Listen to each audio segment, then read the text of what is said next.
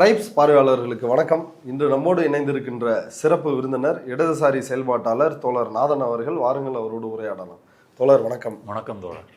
நேற்று அயனாவரத்தில் நடந்த பொதுக்கூட்டத்தில், தமிழக வெற்றி கழகத்தினுடைய பொதுக்கூட்டத்தில் ஆதவ அர்ஜுனா பேசியிருக்கிறார். அந்த மதுபாட்டில் வீசினது அதெல்லாம் எந்த அளவுக்கு ஃபேக் ஆனது அப்படின்னு ஆல்ரெடி நம்ம எக்ஸ்போஸ் பண்ணியிருக்கிறோம். இன்னொரு புறம் அந்த பேச்சினுடைய இன்னொரு அம்சத்தில் தன்னுடைய சொந்த கதையை ஆதவ அர்ஜுனா சொன்னார். நான் யார் இந்த ஆதவ அர்ஜுனா அப்படின்னு சொல்றாரு. ஒரு ஏழை தாயின் மகன், மிக கஷ்டப்பட்டு வளர்ந்தவன் நான், இப்படி பல கதைகளை சொல்லிட்டு 100 ரூபாய் கொண்டு ஒரு மைக்ரோ ஃபைனான்ஸ் கம்பெனியை ஒரு பேங்கை உருவாக்கணும், அது 3000 கோடி ரூபாயை அதில் இருந்து சம்பாதிச்சேன், ஒரு ஏழை பணக்காரன் ஆகக்கூடாதா அப்படின்னு என் கண்ணு முன்னாடியே எங்கள் அம்மா இறந்து போனாங்க, இப்படி ஒரு ஏழை தாயின் மகன், சாதியை ஒழிக்க வந்தவன், இப்படி கண்ணீர் மல்க நேற்று பேசியிருக்கிறார். 5 வயதில் என்னுடைய தாயோடைய சாவை பார்த்தவன் நான். அங்கிருந்து உருவாக்கப்பட்ட தனிமை. 13 வயதில் என்னுடைய ஆசிரியர் என்னுடைய நூலகத்தில் உட்கார வச்சார். என்னுடைய கோபங்கள், சமூகத்தில் மேற்பட்ட கோபங்களை மாற்றினார். அப்பொழுதுதான் அம்பேத்கரை படித்தேன். ஏன் சாதியை ஒழிக்க வேண்டும்? சாதியினால் என்னுடைய அம்மா தற்கொலை செய்யப்பட்டார். அப்பொழுதுதான் அம்பேத்கரை உள்வாங்கினேன், பெரியாரை உள்வாங்கினேன். எப்பொழுது? என்னுடைய 14 வயதில். உண்மையில் இந்த ஆதவ அர்ஜுனா யார் அப்படின்றதான் உங்கள்கிட்ட கேட்டு தெரிஞ்சுக்கணும். அதுல ஒண்ணு விட்டுட்டீங்க. ஒரு ஏழை ஒரு பணக்கார பெண்ணை காதலிக்க கூடாதா? அதுக்கு இன்னை வரைக்கும் என்ன விமர்சிக்கிறாங்க. ஆமா, ஆதவ அர்ஜுனா பேச்சை கேட்கும் போது எனக்கு சதுரங்க வேட்டை காந்தி தான் ஞாபகத்துக்கு வர. ஓகே, அந்த காந்தி கேரக்டருக்கு கச்சிதமா பொருந்தக்கூடிய ஒரு கேரக்டர் தான் ஆதவ அர்ஜுனா. சதுரங்க வேட்டையில என்னெல்லாம் மோசடிகளை காந்தி அந்த கேரக்டர் செய்வானோ அதே இவர் அரசியலில் செஞ்சிட்டு இருக்கிறாரு அப்படின்னு சொல்லலாம். ஓகே. தமிழ்நாட்டில் முன்னாள் ஆளுநராக இருந்த RN ரவி பேசும்போது பார்த்தீங்கன்னா ஒரு திமிரு தெனாவெட்டு, அது பிஜேபி ஆதரவாளர்களாக இருந்தால் கூட அந்த ஆள் பேச்சை கேட்டால் சரி பிஜேபி வேணாம் அப்படின்னு முடிவு பண்ணக்கூடிய அளவுக்கு ஒரு வெறுப்பு இருக்கும். தமிழக வெற்றி கழகத்தில் அதே போல் ஆதவ அர்ஜுனா பேச்சை கேட்டால் இனி டிவிகேக்கு ஓட்டு போடக்கூடாது அப்படின்ற அளவுக்கு ஒரு வெறுப்புணர்வையும் ஒரு என்ன சொல்கிறது, ஒரு விஷமத்தனம் கலந்த பேச்சை நீங்கள் வேறு யார்கிட்டையும் பார்க்க முடியாது. விஜய் அப்படி தான் பேசுகிறாப்புல. இருந்தாலும் அது ஒரு 5 நிமிஷம் ஒரு ஷார்ட் அப்படின்னு முடிஞ்சு போயிடுது. இவன் எங்கே போனாலும் இதாங்க. நேற்று நீங்கள் பேசின வீடியோவில் கூட அவன் உடனே திமுக சதி, என்னை தொட்டுப்பாரு, நாங்கள் திருப்பி தாக்கினா என்ன ஆகும், இதெல்லாம் எவ்வளவு கேவலமாக இருக்குது பாருங்க. ஒரு முட்டாள் முதலமைச்சர் அப்படின்னு ஒருமையில் சொல்கிறதா இருக்கட்டும், இதெல்லாம் ஒரு நம்மளை யாரும் எதுவும் செய்ய மாட்டாங்க அப்படின்னு ஒரு திமிரு கடந்த அதில் தான் அவன் பேசுகிறான். இப்போ ஆதவ அர்ஜுனா பொறுத்த வரைக்கும் பல கூட்டங்களில் அந்த விகடன் நடத்தின அந்த அம்பேத்கர் நூல் வெளியீட்டு விழாவாக இருக்கட்டும், இல்லை தேர்தல் பிரச்சார கூட்டங்களாக இருக்கட்டும், தன்னை ஒரு விக்டிம் மாதிரி, ஒரு ஏழை தாயின் மகன், தன்னுடைய தாய் 5 வயசில் தற்கொலை பண்ணிக்கிட்டாங்க, இதை திரும்ப திரும்ப சொல்கிறாப்புல. அந்த தற்கொலையை என்னன்னு சொல்கிறாப்புலன்னா அது ஒரு ஆணவ கொலை மாதிரி, ஒரு சாதிய கொலை. ஒரு சாதிய கொலை. வேற ஒரு சாதியோக்காரரோட கல்யாணம் பண்ண விருப்பம் தெரிவித்தாங்க, அதை மறுத்துட்டு வேற கல்யாணம் பண்ணி அதனால் அவங்க இறந்து போயிட்டாங்க இப்படின்னு சொல்லி ஒரு சாதி எதிர்ப்பு போராளி மாதிரியும் இப்படியெல்லாம் ஒரு பிம்பத்தை அவர் கட்டியமைக்கிறார். நீங்கள் அம்மா தன்னுடைய சொந்த அம்மா இறந்து போனாங்க அப்படின்னா உள்ளுக்குள்ளே ஒரு வருத்தம் இருக்கும், வலி இருக்கும். அது பின்னாடி நம்ம வாழ்க்கையில் இருக்கும்போது நினச்சி பார்ப்பாங்க, அப்படி ஒரு சோகம் இருக்கும். ஆனால் அதை கூட தனக்கு ஒரு அனுதாபத்தை ஏற்படுத்த வேண்டும் என்பதற்காக ஒரு பிஸ்னஸ் கண்ணோட்டத்தில் பேசுறது இருக்கு இல்லையா, அந்த கண்ணோட்டத்தில் ஆதவ அர்ஜுனா பேசுகிறாரு. இது கடுமையான வார்த்தையாக இருக்கலாம். ஏன் அப்படின்னு சொல்கிறேன் அப்படின்னு சொன்னால், இவருடைய பெரியம்மாவான திலகவதி IPS அவங்க காட்பாடியில் வேலூரில் அவங்க போலீஸ் அதிகாரியாக DSPயாக இருக்கும் பொழுது அந்த காட்பாடிக்கு பக்கத்தில் ஒரு கிராமத்தில் தான் ஆதவ அர்ஜுனுடைய அம்மாவின் குடும்பம் வாழுது. அந்த குடும்பத்தை பற்றி என்ன சித்தரிக்கிறாங்கன்னா, அது ஒரு விவசாய குடும்பம். ஒரு 3/4 கிலோமீட்டர் தள்ளி தான் ஒரு பெரிய கிணறு இருக்கும், அங்கேருந்து தான் தண்ணி எடுத்துகிட்டு வரணும். ஆதவ அர்ஜுனுடைய அப்பா ஒரு வெள்ளையந்தியான விவசாயி, நல்லவர். இதெல்லாம் திலகவதி IPS சொல்றாங்க, அவங்க சொல்லக்கூடிய உண்மைகள். அவளை காட்பாடி பக்கத்துல லத்தேரின்னுட்டு ஒரு சிறிய கிராமம், அந்த கிராமத்தில் ஒரு விவசாயிக்கு அவளை கல்யாணம் பண்ணி கொடுத்துட்டாங்க. மாமியார் கடந்து போகும்பொழுதெல்லாம் எந்திரிச்சு நிற்கணும். இவ அன்றாடம் செலவுக்கான தண்ணியை அந்த பெரிய கிணத்துல இருந்து இறச்சிட்டு வந்து வீட்டுக்கு முன்னால் இருக்கிற தொட்டியில் நிரப்பி வச்சு அதில் தான் செலவு பண்ணணும் அப்படின்ற மாதிரியெல்லாம் நிறைய ரூல்ஸ் அந்த மாமியாருடையது. ஸோ இதில் வந்து அந்த கணவர் ரொம்ப நல்லவர் தான். இந்த பிரச்சனை ஓடிக்கிட்டே இருந்துச்சு. கருத்து மோதல்கள் அதிகமாகி கசப்பு மிகும் நேரத்தில் வந்து எனக்கு சொல்லுவா, அல்லது அவளே கிளம்பி நம்ம வீட்டுக்கு வந்துடுவா. என்ன செய்யறதுன்னு நினச்சாலோ என்னவோ தெரியல. அந்த மிளகா பூச்சிக்கு மிளகா செடிக்கு வச்சிருந்த மருந்து இருக்கு பாருங்க, அதை எடுத்து குடிச்சிட்டேன். ஆனால் அந்த ஆதவினுடைய பாட்டி இருக்காங்க இல்லையா, அதாவது அப்பாவுடைய அம்மா மாமியார், அந்த மாமியார் வந்து இவங்களை ஒரு மருமகளை ஒரு வழக்கமாக மாமியார் எப்படி நடத்துவாங்களோ அப்படி வந்து நடத்துகிறாங்க. அது வந்து அவங்களுக்கு வந்து பிடிக்கல. அந்த 1/2 கிலோமீட்டருக்கு முன்னாடி இருக்கிற கிணத்துல தண்ணி எடுத்துட்டு வந்து வீட்டில் எடுத்துட்டு வந்து இருக்கணும், மாமியாரை கண்டா எந்திரிக்கணும், இந்த மாதிரி எல்லாம் இருக்கு இல்லையா. ஒரு ஃபியூடல் வீட்டில் வந்து எப்படி இருப்பாங்களோ அந்த மாதிரி அவங்க இருந்திருக்காங்க. அதில் சமயத்தில் முரண்பாடெல்லாம் ஏற்பட்டால் அவங்களையே திலகவதி வந்து கூட்டிட்டு வந்து தன்னுடைய வீட்டில் வந்து வச்சுக்கிறது, இதெல்லாம் வந்து செஞ்சுருக்காங்க. ஆமாம், மாதத்தில் 10 நாள் வந்து தன்னுடைய வீட்டில் இருப்பாங்க அப்படின்னு சொல்கிறாங்க. சரி, இந்த பிரச்சனை அதிகமாகும் போது அவங்க வந்து ஒரு டிப்ரெஷனுக்கு ஆளாகி தற்கொலை பண்ணிக்கிறாங்க. எப்படி தற்கொலை பண்ணிக்கிறாங்கன்னா, மிளகாய் செடிக்கு அடிக்க இருந்த அந்த மருந்தை வந்து குடித்து இறந்து போகிறாங்க. இதுதான் திலகவதி சொல்கிற ஸ்டேட்மெண்ட்டு. இதில் சாதி ஆணவம் அது எதுவும் இதில் வந்து இல்லை. மாமியாருடைய பிரச்சனை அப்படின்றத மட்டும்தான் இவங்க சொல்கிறாங்க. அப்போ இதை வந்து மாற்றி ஜோடனைகளோடு பல பொய் கலந்து ஒரு பொது மேடையில் அப்படி மாற்றி பேசுறது இருக்கு இல்லையா, அதன் மூலம் வந்து தனக்கு ஒரு அனுதாபம் வராதா? திரும்ப திரும்ப ஆதவர்ஜுனா தன்னை கட்டியமைக்கிறது என்ன அப்படின்னு சொன்னால் ஏழை ஏழை ஏழை அப்படின்னே வந்து சொல்கிறாரு. சரி, உங்கள் பெரியம்மா வந்து ஒரு ஐபிஎஸ், ஒரு ஐபிஎஸ் பெரியம்மா வச்சுக்கிட்டு இருக்கிற ஒரு பையன் வந்து ஏழையாக இருக்க முடியுமா? அடுத்தது திலகவதியை அவங்க மேடம் என்ன செய்கிறாங்கன்னா, இவரையும் இவர் தங்கச்சியும் அவங்க மாமா வீட்டில் வந்து வளர்ப்பதற்கு ஏற்பாடு பண்ணுறாங்க. அவங்களும் வந்து படிக்கிறாங்க. இவர் வந்து ஸ்போர்ட்ஸில் இன்ட்ரெஸ்ட் இருக்கிறதுனால ஸ்போர்ட்ஸ் கோட்டா வந்து இவருக்கு கிடைக்குது. அதன் மூலம் வந்து தாம்பரம் எம்சிசியில் வந்து அவர் சேர்ந்து பொலிட்டிக்கல் சயின்ஸு படிக்கிறாரு. ஆனால் கூட்டங்களில் பேசும்போது நான் வந்து 15 வயசுலேயே பொலிட்டிக்கல் சயின்ஸ் படித்தேன் அப்படின்றாரு. பொலிட்டிக்கல் சயின்ஸை 15 வயசுல படித்தேன். 15 வயசுல வந்து 9 தான் படிக்க முடியும். 16ல் 10th, 18ல் +2, 21ல் நீங்கள் இளங்கலை டிகிரி வந்து முடிக்க முடியும். அது ஒரு பொய்யாச்சா? அடுத்தது அம்மாவினுடைய அந்த மரணத்தை பார்த்து, தற்கொலையை பார்த்து வேதனை அடைந்து நக்சலைட் ஆகலாம், இந்த மாதிரி ஏதாவது ஒரு இதில் சேர்ந்து அப்படி போகலாம் அப்படின்னு சொன்னோன்னே அவங்க பேராசிரியர் வந்து அதை தடுத்து நிறுத்தி, இல்லை நீ அப்படிலாம் போகக்கூடாது, நீ அம்பேத்கரை படி, பெரியாரை படி என்னை படிக்க வச்சாரு. யாரு? ப்ரொஃபஸர்னா நீங்கள் 18 வயசு காலேஜ் பொலிட்டிக்கல் சயின்ஸ் படிக்கும்போது சொல்லிட்டு, அப்புறம் நீ இந்த சிஸ்டத்தை பற்றி புரிஞ்சுக்கணும், இந்த சிஸ்டத்தில் தேர்தல் அரசியலில் என்னென்ன சூத்திரங்கள் இருக்குது, என்னென்ன ஸ்ட்ராட்டஜிகள் வைக்கலாம், டேட்டாவை கலெக்ட் பண்ணி அதை எப்படி நம்ம வந்து மாற்ற முடியும், அப்படி நீ வந்து யோசிக்கணும் அப்படின்னு எனக்குள்ள விதைய போட்டாரு அப்படின்னு சொல்றாரு. என்னுடைய பேராசிரியரை நான் நினைவு கூறுகிறேன். என்னுடைய ப்ரொஃபசர், என்னுடைய சிந்தனை சிறு வயதில் வந்து எப்பயுமே வந்து ஒரு ரெஸ்ட்லெஸ்ஸாக இருக்கும்.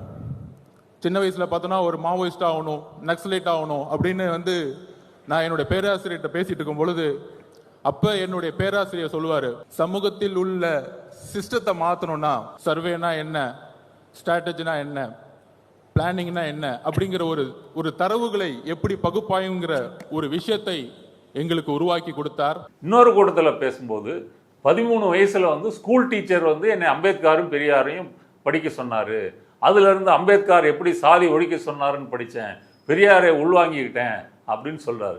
13 வயதில் என்னுடைய ஆசிரியர் என்னுடைய நூலகத்தில் உட்கார வச்சார். என்னுடைய கோவங்கள், சமூகத்தில் மேற்பட்ட கோவங்களை மாற்றினார். அப்பொழுதுதான் அம்பேத்கரை படிச்சேன். அப்ப நீ பெரியாரையும் அம்பேத்கரையும் வந்து 13 வயசுல படிச்சியா இல்ல 18 வயசுல படிச்சியா அப்படி நம்ம கேள்வி கேட்கறத விட இந்த ஆளு படிக்கவே இல்லைன்னு முடிவு பண்ணிக்கலாம். இல்லைன்னா இவ்வளவு அபாண்டமாக ஒரு பொய்யை வந்து சொல்ல முடியுமா? ஆமா. அடுத்தபடியாக நேத்து அவர் அயனாவரத்துல பேசின கூட்டத்துல அவர் சொல்றது என்னன்னா, அவரா சுத்த சுயம்புவா வந்தாரு, எந்த ஒரு உதவியுமே இல்லாம 13 வயதில் வந்து ஒரு ஆசிரியர் சொல்லி, பள்ளி ஆசிரியர் சொல்லி அம்பேத்கர் பெரியாரை படித்து 15 வயதில் பொலிட்டிக்கல் சயின்ஸ் படித்து அப்படி வந்ததா ஒரு கதையை அயனாவரம் கூட்டத்தில் சொல்கிறாரு. இப்போ நீங்கள் சொல்கிறது வந்து விகடன் எல்லோருக்குமான தலைவர் அம்பேத்கர் அப்படின்ற அந்த நூல் வெளியீட்டு விழாவில் இந்த நக்சலைட்டு கதை, நாங்கள் வந்து எங்கள் பெரியம்மாவை ஒரு ரோல் மாடலாக வந்து பார்த்து வளர்ந்தோம், எங்கள் பெரியம்மா ஹெல்ப் பண்ணாங்க அப்படின்னு அதில் அப்படி சொல்கிறாரு. இப்படி 2 முரண்பாடாக அவர் சொல்லிருக்கிறாரு. அதான் நோக்கம் வந்து தன்னை வந்து ஒரு ஏழை, ஒரு அனாதை, தாய் தற்கொலை பண்ணிக்கிட்டாங்க இப்படி சித்தரிக்க வந்து விரும்புகிறாரு. அதை வந்து பொய்கள் கலந்து வந்து பேசுகிறாரு. இதன் மூலம் நமக்கு வந்து ஒரு அனுதாபம் வரும் அப்படின்னு வந்து அவர் சொல்கிறார்.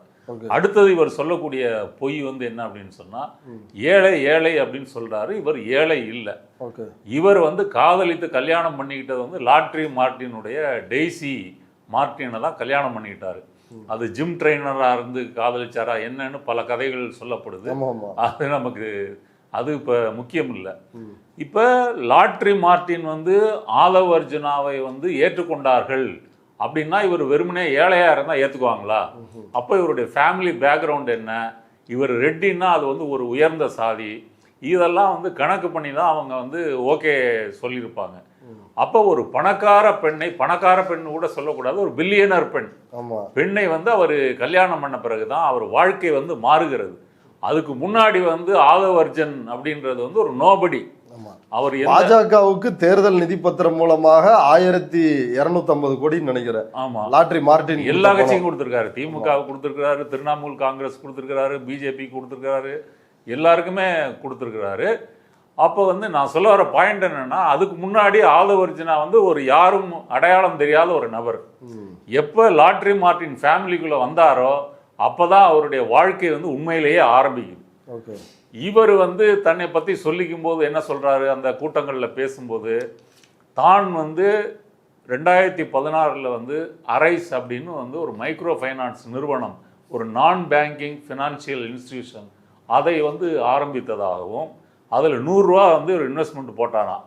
இன்னைக்கு வந்து அது 3000 கோடியாக வந்து வளர்ந்துருக்குதான். 150 கிளைகள் இருக்குதான். அதில் வந்து கிட்டத்தட்ட 1500 பேர் வேலை பார்க்குறாங்களாம். 3 லட்சம் பெண்களுக்கு 3000 கோடி கடன் கொடுத்துருக்காங்களாம். இதெல்லாம் சாதனையாக அவங்க வெப்சைட்லேயே இருக்குது. அதுக்கு பிறகு ஒரு 2024 வந்து ஒரு முழு நேர அரசியல்வாதியாக வந்த பிறகு அந்த தொழிலை தூக்கி எறிஞ்சிட்டாராம்.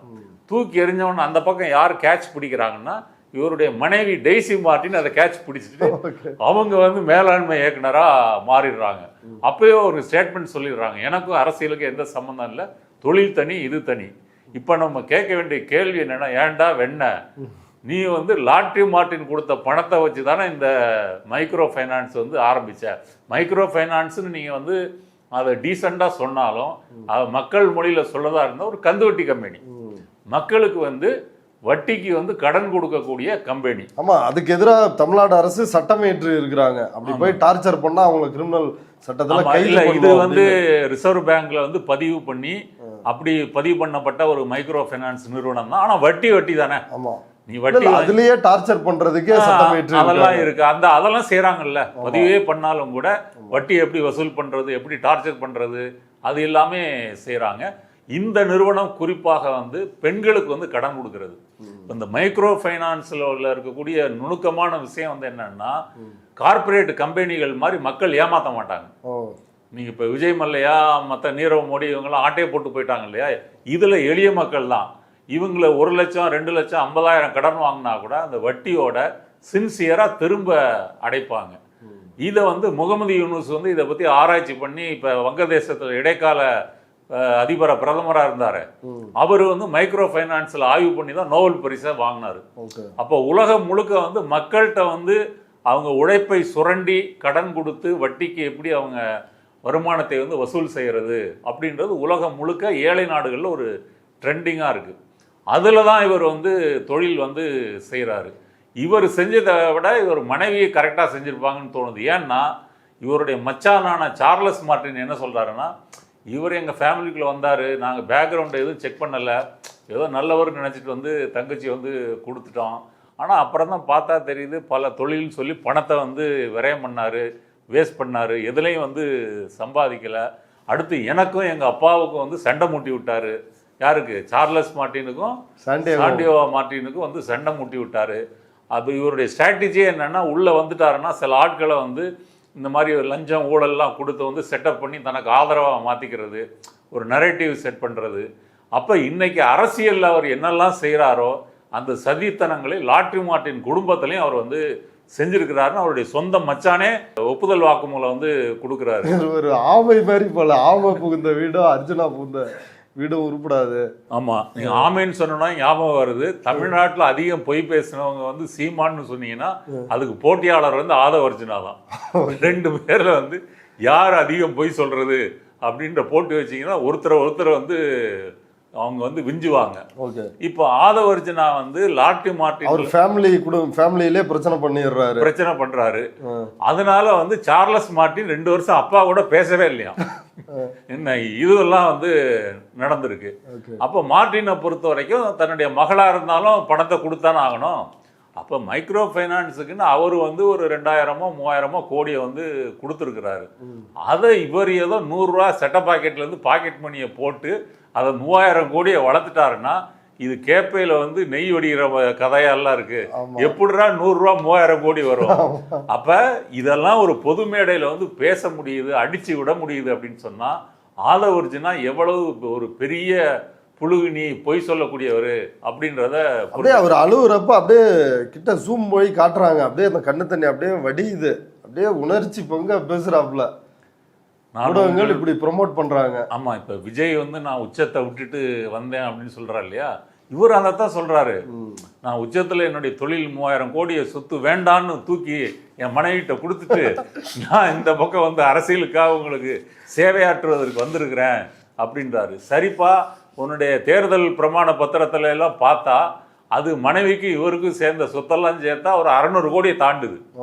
அது அசையும் சொத்து, அசையா சொத்து, காராக இருக்கட்டும், கம்பெனிகளில் போட்ட ஷேர் மார்க்கெட்டில் போட்ட இன்வெஸ்ட்மெண்ட்டாக இருக்கட்டும், அது வந்து அவ்வளோ பணம் இருக்குது.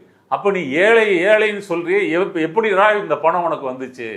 அப்போ லாட்ரி மார்ட்டின் போட்ட பிச்சை தான் இந்த காசு. நீ ஸ்போர்ட்ஸில் வந்து நீ பேஸ்கெட் பால் சங்கத்தினுடைய தலைவராக இருக்கலாம், ஒலிம்பிக் அசோசியேஷனுடைய தலைவராக இருந்திருக்கலாம். இதெல்லாமே கூட லாட்ரி மார்ட்டினுடைய ஒரு செல்வாக்கின் காரணமாகத்தான் ஆதவ அர்ஜுனாவுக்கு கிடைத்ததே தவிர மற்றபடி அவருக்கு வந்து இதெல்லாம் கிடைத்திருக்க வாய்ப்பே இல்லை. இப்போ தோழர், இதில் ஒரு டவுட்டு. இப்போ அவர் தன்னுடைய சொத்து மதிப்பாக 197 கோடி அவருடைய பிரமாண பத்திரத்தில் சொல்கிறாரு. அவருடைய மனைவியினுடைய சொத்து மதிப்பு ரூபாய் 245 கோடி அப்படின்னு. இந்த 3000 கோடி எதில் வரும்? 100 ரூபா போட்டு 3000 கோடி ரூபா சம்பாதிச்சாருல, அது கணக்கிலே வரலையா? அது எதில் வரும்? 3000 கோடி வந்து டேர்ன் ஓவர். ஓகே, அதில் வர்ற லாபம் தானே நீங்கள் வந்து கணக்கு காமிக்கிறது. எப்படி காமிப்பாங்கன்னா டேர்ன் ஓவர் வந்து 3000 கோடி, அதில் வந்து லாபம் வந்து இவ்வளோ கோடி அப்படின்னு வந்து சொல்லுவாங்க. அதில் வந்து நீங்கள் ஆடிட்டரை வச்சு ஏமாற்றல் அதெல்லாம் வந்து இருக்கும். ஆனால் இப்போ 3000 கோடி வந்து டேர்ன் ஓவர் ஆகுது அப்படின்னு சொன்னால் ஒரு 10% வச்சிங்கன்னா கூட லாபம் வந்து 300 கோடி வருது. அதனால கண்டிப்பாக இவர் காமிச்சிருக்கிறது வந்து பொய் கணக்கு தான். அது நீங்கள் லாட்ரி மார்ட்டின் வந்து பொய் கணக்கு வந்து நீங்கள் கேட்கவே வேண்டாம். ஏன்னா லாட்ரி மார்ட்டின் மேலே வந்து பல வழக்குகள் இருக்கு இந்தியா முழுவதும். சிக்கிம் லாட்ரியிலேருந்து வெஸ்ட் பெங்கால் வரைக்கும் என்னென்ன பல கேஸுகள். என்னென்ன கேஸுன்னு கேட்டிங்கன்னா வந்து ஒன்று ப்ரைஸ் வந்து ஒரு நம்பருக்கு விழும், ஆனால் அந்த டிக்கெட் வந்து விற்காது. அந்த டிக்கெட் வந்து இவங்கள்ட்டே இருக்கும். அப்போ பரிசு பணம் இவங்களுக்கு வந்துடுது. இது ஒன்றா. அடுத்தது வந்து ஒரே நம்பர் சீரியலில் வந்து டிக்கெட்டை வந்து அடித்து வெளியிடுறது. அடுத்து வரக்கூடிய பணத்தை வந்து பிளாக்ல வந்து மணி லாண்டரிங் பண்ணுறது. இப்படி பல வழக்குகள் வந்து இவர் மேலே வந்து அமலாக்கத்துறையும் இன்கம் டேக்ஸும் வந்து தொடுத்துருக்குறாங்க. முக்கியமாக இவருடைய 1000 கோடி ரூபாய் சொத்துக்களை முடக்கி இருக்கிறார்கள் இந்த கடந்த சில வருடங்களாக. இன்னும் வந்து கேஸ் நடந்துட்டு இருக்குது. இப்போ போன வருஷம் வந்து ஆதவ அர்ஜுனா உள்ளிட்டு மார்ட்டின் உள்ளிட்டு அவங்க வீடுகளில் அலுவலகங்கள் எல்லாம் சோதனை நடந்தது. அந்த சோதனையெல்லாம் இந்த கேஸுக்காக தான். அப்போ 1000 கோடி சொத்தையே முடக்கி இருக்கிறாங்க அப்படின்னா அவன்கிட்ட மிச்சம் எவ்வளோ சொத்து இருக்கும்? அப்போ அது வந்து சில பல ஆயிரங்கள் கோடி இருக்கலாம் அப்படின்னு வந்து சொல்லலாம். அப்போ லாட்ரி மார்ட்டின் ஊழல் செய்து உழைக்கும் மக்களது பணத்தை வந்து கொள்ளையடித்து சொத்து சேர்த்து அதை தான் தன்னுடைய வாரிசுகளுக்கு பணமாக வந்து கொடுத்துருக்கிறார். அதனால் வந்து ஆதவ அர்ஜுனா மேடையில் நெஞ்சை நிமித்தி நான் வந்து லஞ்சம் வாங்கவில்லை, ஊழல் வாங்கவில்லை, நான் வந்து ஏழைத்தாயின் மகன், ஒரு பணக்கார பெண்ணாக வந்து காதலிச்சிட்டேன், நீ தங்கியிருக்கிற வீடாக இருந்தாலும் சரி, பயன்படுத்துகிற காராக இருந்தாலும் சரி, அது வந்து உழைக்கும் மக்களை வந்து சுரண்டி பெறப்பட்ட லாட்ரியின் பணம் அப்படின்றத வந்து புரிஞ்சுக்கணும். இவரை வச்சுக்கிட்டு வந்து தாவேகா வந்து ஏழைகளுக்கான கட்சி, ஏழைகளைத்தான் வேட்பாளராக நிறுத்துறோம் அப்படின்னு வந்து விஜய் சொன்னா அது எவ்வளவு பெரிய பொய் அப்படின்றத புரிஞ்சுக்கலாம். அவர் வந்து இன்னொன்னு கேக்குறாரு, ஏழை பணக்காரன் ஆகக்கூடாதா, நான் ஏழையா இருந்தாலும் வேலை தெரிந்தவன் அப்படின்னு இத அழுத்தி பேசுறாரு. நான் ஏழைதான், ஆனால் வேலை தெரிந்தவன். ஏழை பணக்காரன் ஆகக்கூடாதா அப்படின்னு கேட்கறதெல்லாம் நியாயமான கேள்வி தானே. அப்போ இந்த உலகத்தில் வந்து எல்லா ஏழைகளையும் பணக்காரராக ஆக்கிடலாம் அப்படின்னு சொல்லி தாவேக்கா வந்து ஒரு தேர்தல் வாக்குறுதியை கொடுத்துடலாமே, ஏன் அதை வந்து கொடுக்கல? பணக்காரர்கள்னு ஒரு வர்க்கம் இருக்கணும் அப்படின்னு சொன்னால் ஏழைகள் இருந்தால் தானே இருக்க முடியும். இப்போ நீ வந்து 3.5 லட்சம் பெண்களுக்கு வந்து 3000 கோடி வந்து கடன் கொடுத்துருக்குற, கடன் கொடுத்துட்டு ஒரு 300-400 கோடி சம்பாதிக்கிற. அப்போ அவங்க ஏழையாக இருக்கிறதுனால தான் நீ சம்பாதிக்கிற. அந்த 3 லட்சம் பெண்களும் பணக்காரர்களாக இருந்தால் நீ எப்படி சம்பாதிக்க முடியும்? அப்போ பணக்காரனுடைய தோற்றமே வந்து ஏழைகள் வைத்து தான். இப்போ இவங்க அன்னை தெரசா இருக்காங்க இல்லையா, அவங்க கல்கத்தாவில் வந்து நோபல் பரிசுலாம் வாங்கினாங்க, சேவைகள்லாம் பண்ணாங்க தொழுநோயாளிகளுக்கு. அவங்க ஒரு முக்கியமான பாயிண்ட் வந்து ஒன்று சொன்னாங்க. அதாவது இந்த உலகத்தில் ஏழைகள்னு அவங்கள வந்து படைத்ததனால் மட்டும்தான் நாங்கள் அவர்களுக்கு சேவை செய்ய முடியுது. இந்த ஏழைகளை படைத்த அந்த கர்த்தருக்கு, இறைவனுக்கு ரொம்ப நன்றி இப்படின்னு சொல்கிறாங்க. இப்போ இந்த பாயிண்ட் புரியுதா? நாங்கள் சேவை செய்யணும், அப்படி என்னுடைய இறக்க குணத்தை வந்து காமிக்கணும், அதுக்கு வந்து ஏழைகளை நீங்கள் வந்து உருவாக்கி தரணும் அப்படின்ற முறையில் அவங்க பேசுகிறாங்க. ஓகே, அவங்களுடைய புரிதலில் உள்ள கோளாறுன்னு வச்சுங்க. இப்போ ஆதவர்ஜுனா பாயிண்ட் படி ஒரு ஏழை பணக்காரன் ஆகக்கூடாதா?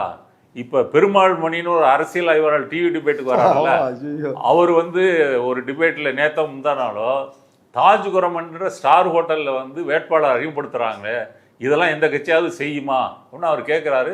ஒரு சபால்டன் மக்கள் வந்து தாஜ் குரமண்டலுக்கு போகக்கூடாதா? எப்படி ஒரு ஏழையாக இருந்தால் ஒரு BMW கார் வந்து வாங்கக்கூடாதா? எல்ஐசி மாதிரி ஒரு பில்டிங் வந்து விலைக்கு வாங்கக்கூடாதா?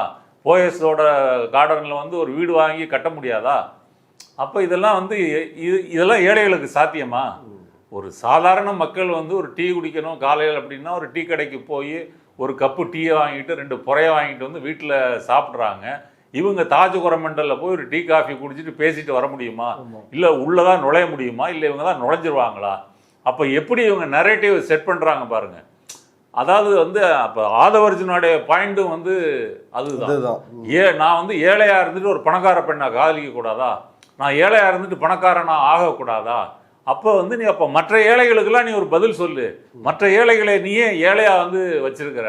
அப்போ இது முழுக்க முழுக்க வந்து சதுரங்க வேட்டை காந்தி பேசக்கூடிய ஒரு நியாயம்தான். காந்தியாவது பாதி உண்மையை பேசிட்டு பாதி பொய் கலந்து பேசினா ஒரு நம்பிக்கை வரும். ஆனால் நீ அடிச்சு விடுறது முழுசும் பொய். நீ எப்போ பொலிட்டிக்கல் சயின்ஸ் படித்த, எப்போ அம்பேத்கரை படித்த, எப்போ பெரியாரை படித்த, எப்போ டிகிரி முடித்த, பேராசிரியர் படிக்க சொன்னாரா ஆசிரியர் படிக்க சொன்னாரா? இது அத்தனையுமே வந்து ஆதவர்ஜுனாவினுடைய வாக்குமூலத்தை பார்த்தீங்கன்னா எல்லாமே அண்ட புழுகு ஆகாச புழுகு தான். என் மேலே ஒரே ஒரு கேஸ் கூட இல்லை அப்படின்னு சொல்கிறாரு.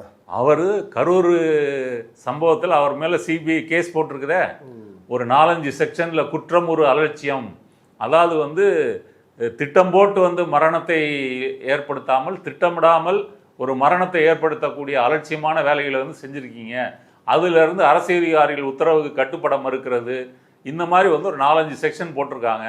இது அதிகபட்சம் வந்து ஆயுள் தண்டனை 10 வருட சிறை தண்டனையிலிருந்து 3 மாத சிறை தண்டனை வரைக்கும் இந்த 4-5 செக்ஷன்ல வந்து இருக்கு. இது தன்னுடைய அஃபிடவிட்ல அவர் குறிப்பிட்டிருக்கிறாரு.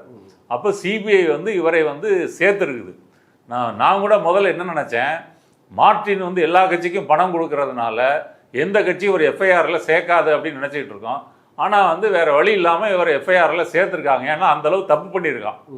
ஏன்னா அந்த அந்த டிஎஸ்பி வந்து கரூரில் 50 மீட்டருக்கு முன்னாடியே நிறுத்துங்கன்னு சொன்ன போது முடியாதுன்னு சொல்லியிருக்கிறது இவன் பல சேட்டைகள் செஞ்சதுனால தான், பல குற்றங்கள் செஞ்சதுனால தான் கரூரில் அந்த துயர சம்பவம் நடந்திருக்கு. அதனால எஃப்ஐஆரில் சேர்த்துருக்காங்க. அந்த வழக்கை வந்து ஆதவர்ஜுனா வந்து தன்னுடைய அஃபிடவிட்டில் குறிப்பிட்டிருக்கிறாரு. விஜய் பேர் தான் குற்றப்பத்திரிகையில் இதுவரை சேர்க்கலன்னு தெரியுது. ஏன்னா அவருடைய அஃபிடவிட்டில் வந்து இல்லையே தவிர ஆதவர்ஜுனாவினுடைய பேர் வந்து அதில் இருக்குது.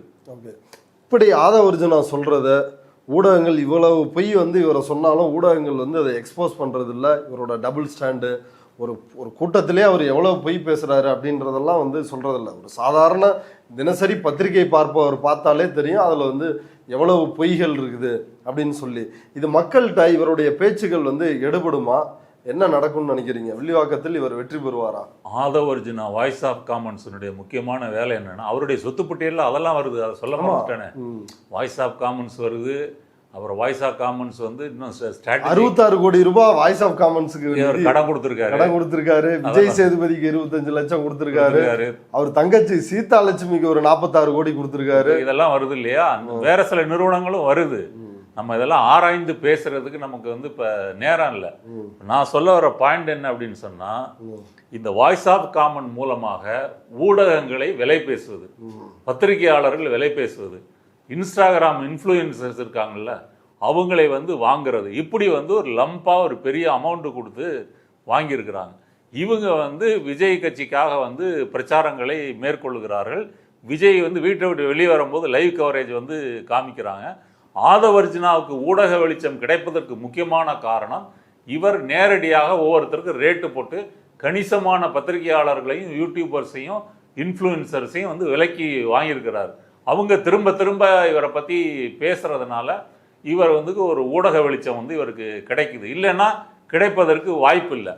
அப்புறம் இந்த வாய்ஸ் ஆஃப் காமன் அப்படின்றதனுடைய வேலையே வந்து என்ன அப்படின்னா, நிறைய பேர் என்ன நினச்சிட்டு இருக்காங்கன்னா, ஒரு தேர்தல் வியூக கம்பெனி அப்படின்றது ஜெயிக்கிறதுக்காக என்ன முழக்க வைக்கலாம், மக்கள்கிட்ட எது எடுபடும், இப்படி செய்வாங்க. அப்படி கிடையாது. இவங்க வந்து பிக் டேட்டான்னு சொல்லக்கூடிய அந்த தரவுகளை வைத்துக்கொண்டு மக்களை வந்து மேனிப்புலேட் பண்ணுறது.